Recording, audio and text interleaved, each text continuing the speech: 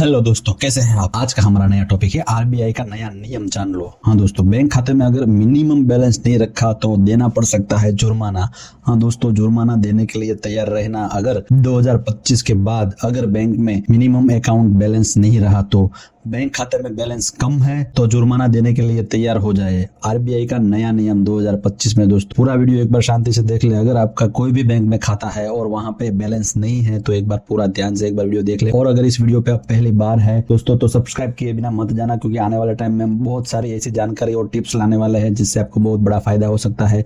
हाँ दोस्तों, 2025 में आरबीआई ने बहुत ही चेंजेस किए हैं जिसमें अकाउंट में बैलेंस मिनिमम रखने के लिए भी नए रूल्स आ गए हैं। क्या आप जानते हैं कि आपके बैंक खाते में मिनिमम बैलेंस नहीं रखने पर आपको जुर्माना भरना पड़ सकता है। हाल ही में भारतीय रिजर्व बैंक ने एक नया नियम जारी किया है जो 2025 से लागू होगा। इस नियम के अनुसार अगर आपके बैंक खाते में मिनिमम बैलेंस नहीं है तो आपको जुर्माना देना होगा। यह नियम बैंकों को अपने ग्राहकों से अधिक ट्रांसपेरेंसी और जवाबदेह होने के लिए प्रोत्साहित करेगा। इस वीडियो में हम आपको आरबीआई के इस नियम के बारे में विस्तार से बताएंगे। हम यह भी समझाएंगे कि यह नियम आपको कैसे प्रभावित करेगा, आप इससे कैसे बच सकते हैं। साथ ही हम कुछ महत्वपूर्ण सुझाव भी देंगे जो आपने बैंक खाते में बेहतर आयोजन करने में आपको मदद करेगा। जिस तरह से आप देख रहे हैं कि आरबीआई का नियम 2025 में इस तरह से लागू किया गया है। मिनिमम बैलेंस पेनल्टी रूल 1 जनवरी 2025 से लागू हो चुका है। सभी सेविंग और करंट अकाउंट में बैंक द्वारा मिनिमम बैलेंस बैंक डिसाइड करेगी कि मिनिमम बैलेंस कितना रखना है और बैंक द्वारा ही तय की जाएगी जुर्माने की राशि, जिसमें बैंक को छूट दी गई है कि विशेष वर्गों के लिए वो पूरा संभव छूट दे सके। और बैंकिंग सेवाओं में सुधार के लिए और ट्रांसपेरेंसी के लिए ये नियम लागू किया गया है। दोस्तों ग्राहकों के लिए बेहतर सेवाओं के लिए ये नियम लागू किया गया है। दोस्तों जिस तरह से आप देखते हैं मिनिमम बैलेंस क्या होता है। मिनिमम बैलेंस एक न्यूनतम राशि है जो आपको अपने बैंक में हमेशा रखनी चाहिए। यह राशि हर बैंक के लिए अलग अलग हो सकती है। कुछ बैंक में 1000 रुपए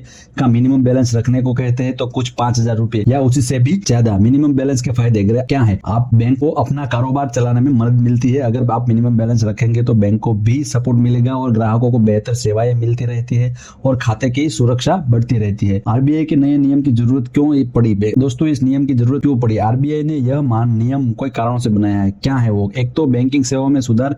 इस नियम से बैंक अपनी सेवाओं को बेहतर बनाने पर ध्यान देंगे। ग्राहकों की सुरक्षा। न्यूनतम बैलेंस रखने से खाते की सुरक्षा बढ़ेगी, बैंकों की वित्तीय फाइनेंशियल स्थिति मेंटेन रहेगी और डिजिटल बैंकिंग को बढ़ावा मिलेगा। इससे लोग डिजिटल बैंकिंग की ओर ज्यादा बढ़ेंगे। नए नियम के तहत जुर्माना कैसे लगेगा। अगर आरबीआई ने नए नियम के अनुसार आपके खाते में मिनिमम बैलेंस नहीं है तो आपको जुर्माना लगेगा। यह जुर्माना कैसे लगेगा। जुर्माने की राशि हर बैंक अपने हिसाब से जुर्माने की राशि तय करेगा। जुर्माना लगाने का तरीका। जुर्माना मासिक या क्वार्टरली आधार पर लगाया जा सकता है। 3 महीने के आधार पर लगाया जा सकता है। मिनिमम बैलेंस की गणना। बैंक रोजाना या महीने अंत में मिनिमम बैलेंस की जांच कर सकते हैं। जुर्माना की सूचना। बैंक आपको एसएमएस या ईमेल द्वारा आपको सूचना देंगी किन खातों पर यह नियम लागू होगा। हाँ दोस्तों, ये जान ले कि कौन कौन से अकाउंट में आपको ये नियम लागू होगा। मिनिमम आपको सेविंग अकाउंट में, करंट अकाउंट में, सैलरी अकाउंट में, पेंशन अकाउंट में या फिर स्टूडेंट अकाउंट में भी ये मिनिमम बैलेंस वाला नियम लागू हो सकता है। अब जानते हैं कुछ विशेष खाते जिसमें जनधन योजना के तहत खोले गए खाते, basic saving account, deposit, current account, छोटे बच्चों के लिए खोले गए खाते, इसमें छूट मिल सकती है। दोस्तों न्यूनतम बैलेंस कितना रखना होगा।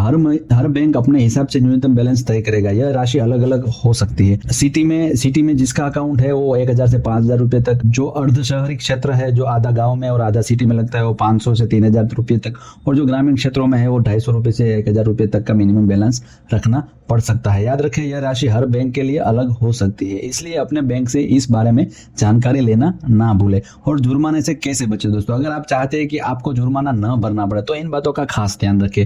नियमित जांच रखें अपने अकाउंट में, खाते में कि अपना बैलेंस कितना है। ऑटो डेबिट, बिलों के ऑटो डेबिट सेट कर दीजिए। मोबाइल बैंकिंग आप यूज करना चालू कर दे, मोबाइल से आप इंस्टॉल कर दीजिए। इससे आपको आपका बैलेंस पता चलता रहेगा। और एक अलर्ट सेट कर दीजिए। कम बैलेंस के लिए एक अलर्ट सेट कर दीजिए जिसका आपको मैसेज आ जाएगा कम बैलेंस हुआ तो। और बचत की आदत अपने भी पड़ेगी। आप दोस्तों बचत की आदत भी आप चालू कर दीजिए जिससे नियमित रूप से आप अपना ये बचत भी कर सकते हैं। आरबीआई के इस नियम से क्या प्रभाव पड़ेंगे। तो आरबीआई का यह नियम बैंकिंग क्षेत्र में कई तरह से प्रभाव पड़ेगा। बैंकों को अपनी सेवाओं में सुधार करेंगे, ग्राहकों को बेहतर सुरक्षा मिलेगी, बैंक की इनकम बढ़ेगी और ग्राहकों पर यह प्रभाव पड़ेगा। लोग अपने खातों को मैनेज अच्छे से कर पाएंगे और सेविंग की आदत भी बढ़ेगी, कुछ लोगों पर आर्थिक बोझ भी बढ़ सकता है और बैंकिंग सेक्टर मजबूत होगा, डिजिटल बैंकिंग को भी बढ़ावा मिलेगा और लोगों में फाइनेंशियल जागरूकता भी आएगी। क्या इस नियम से कोई छूट मिलेगी? हाँ दोस्तों, मेन सवाल तो हमारा ये है, क्या इस नियम से छूट मिलेगी? अगर वरिष्ठ नागरिक है, 60 साल के ऊपर लोगों को ये छूट मिलेगी, विद्यार्थी है, कोई 18 साल के नीचे की उम्र के है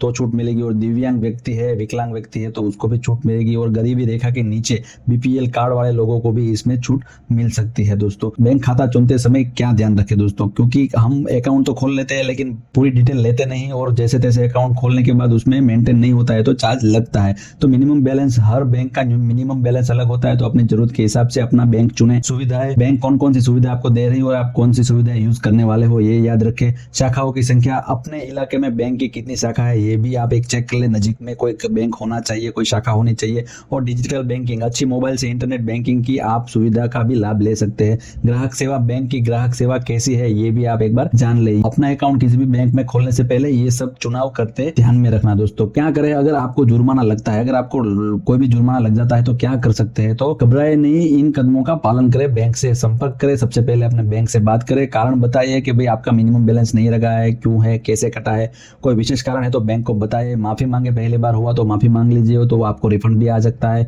और भविष्य में सावधान रहे, आगे से ध्यान रखें कि ऐसा ना हो और खाता बदले। अगर जरूरी लगे तो कम मिनिमम बैलेंस वाला खाता चुने। अगर आपने अकाउंट 10,000 मिनिमम वाला खोला हुआ है तो वो बंद करके 1,000 रुपए वाला मिनिमम अकाउंट खोल दीजिए, वो तुरंत बंद करवा दीजिए। आरबीआई के नियम के फायदे क्या है? पॉजिटिव उद्देश्य के लिए है दोस्तों, हालांकि हमने सटीक जानकारी देने का प्रयास किया है, फिर भी नियमों में, नीतियों में बदलाव हो सकता है। कृपया सही और अद्यतन जानकारी के लिए अपने बैंक या आरबीआई की आधिकारिक वेबसाइट पर संपर्क करें। यह वीडियो किसी भी फाइनेंशियल सलाह का विकल्प नहीं है। कोई भी फाइनेंशियल निर्णय लेने से पहले कृपया योग्य सलाहकार से परामर्श ले दोस्तों। और अगर ये वीडियो अच्छा लगा हो तो लाइक कर दीजिए, और ऐसी जानकारी के लिए आप सब्सक्राइब करना ना भूले दोस्तों। मिलते हैं नए वीडियो में नए टॉपिक के साथ।